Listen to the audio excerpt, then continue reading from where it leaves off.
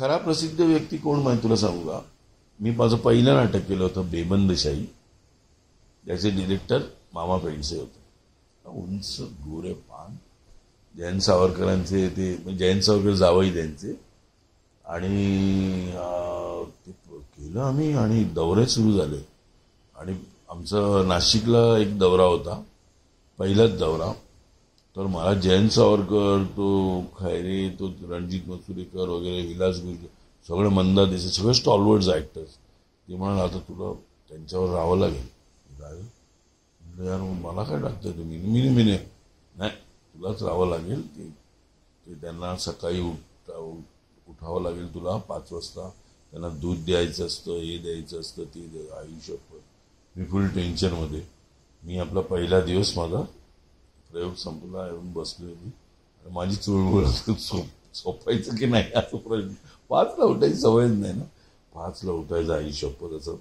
तर त्यांनी बघितलं ते तिकडनं, ते समोरच्या कॉटवर होते, मी इथे होतो. त्यांनी बघितलं आणि ते मला जयवंतराव म्हणाले. ते खूप सगळ्यांना आवडलं.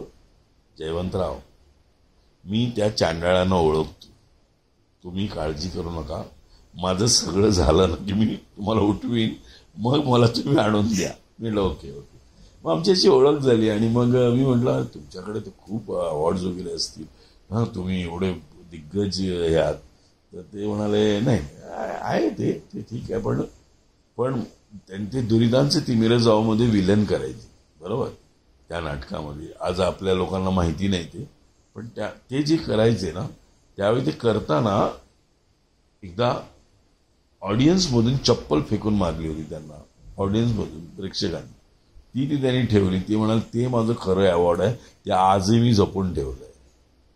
सो मी काय म्हणतो की बेडेकर हे सगळे लोक मला भेटत गेले ना, पुरुषोत्तम दारव्हेकर, मी ते असं इथं ठेवत गेलो सगळं मटेरियल. असं मटेरियल म्हणजे किती ग्रेट माणूस असेल मामा पेंडसे. एखाद्याचा अभिनय बघून चप्पल फेकून मारणं म्हणजे काय. तर ते खरं अवॉर्ड आहे, ती खरी गोष्ट आहे.